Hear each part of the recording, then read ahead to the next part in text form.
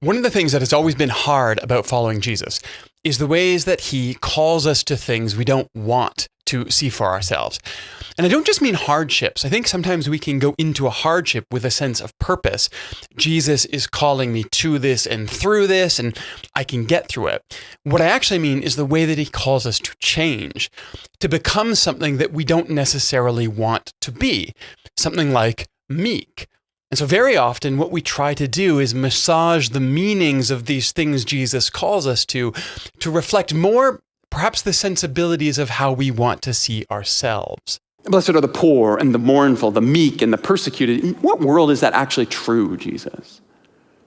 And so, as often happens when confronted with data that doesn't fit our expectations, I think we subtly endeavor to make it fit. We massage the message so that our assumptions about the world can remain intact. For example, I have a commentary in my office right now that tried to explain to me that meek meant strength under control.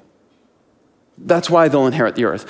When Jesus says the meek will inherit the earth, what he really means is that the powerful will inherit the earth, but only those who know when and where to use all of that power. And that certainly fits a lot better, at least in my world, except it's also clearly not what meek means. At least not in English anyway. Meek means submissive or easily imposed upon. That's what my dictionary said. Now, maybe the problem is meek is just not a good English word. It's a bad translation, except the Greek word here is praus, and it doesn't mean strength either. It means, I'll quote, not overly impressive, humbled. In fact, the Hebrew equivalent is the word anah, and that comes from a root that means bowed down and cowering. In other words, there is nothing in the word meek, whether you read it in English or Greek or Hebrew, that should give you the image of coiled strength just waiting to be let loose on the world. The only reason to read it that way is to make Jesus make sense in the world we're already familiar with. Except, what if that's not the point? What if Jesus isn't trying to make sense in our world? What if he's not even really talking to us in this moment at all? See, I think we tend to read everything through modern Western assumptions about the world. But if you're a Jewish person in the first century, particularly a poor rural Jewish person standing in the audience, you would probably hear this differently. In fact, you might hear a callback to a song that you know from your childhood.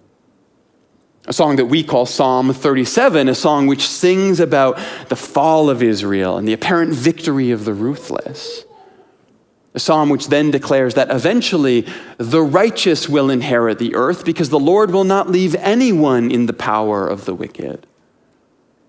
A psalm which ends with the line, salvation comes from the Lord because the Lord helps and delivers. God delivers those who overcome. No, that's not what it says. It says God delivers those who have to seek refuge.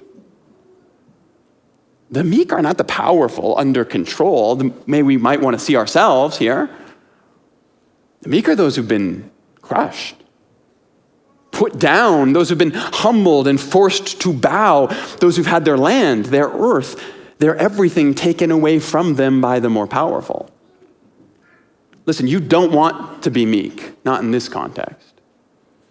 Because the meek are those who've been forced to watch the world divvied up in front of them by those who are more powerful, more beautiful, more wealthy, more well-connected, more strategic, more everything. And they know they don't have the power to fight back. That's the meek. So, if you're a Roman person from the Decapolis, shoulder to shoulder with a Jewish person from Jerusalem, standing on lands that have been taken from them by your government, listening to Jesus from Galilee talk about inheritance, probably an awkward moment. The point isn't something that you should aspire to be. The point is that one day all things will be made right.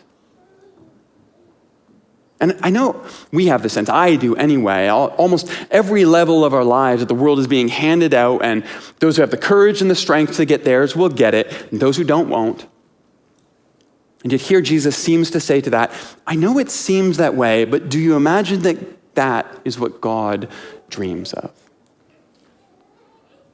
Or is there something different? See, I think we instinctively want to assume there's a reason that the meek will get the earth. Something that we can aspire to, something that we can be so that we will get the earth too. But what if Jesus is saying, look, your imagination of who deserves what, that's part of the problem to begin with. Said another way, I think the Beatitudes aren't a checklist telling us what to do to earn God's favor. The Beatitudes are a reframing of who already has God's attention. And once we get a glimpse of that, once we see what Jesus is doing in these lines, that he's not explaining our world to us, he's declaring a new world among us, well, then all of a sudden this opening salvo, all of these beatitudes, these declarations of how the world could be if we would let it, they stop needing to be sensible and they start to become aspirational. If this is what God is really like, what could we be like if we could aspire to see those who mourn comforted? Or the merciful shown mercy, what would we be like if the peacemakers among us, they were the ones held up as the children of God?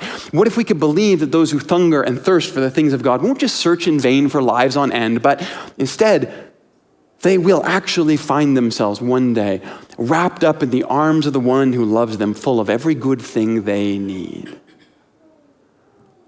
What if all this isn't just pretty poetry to get the sermon rolling, but it's language intended to shape the things that we teach ourselves to dream about?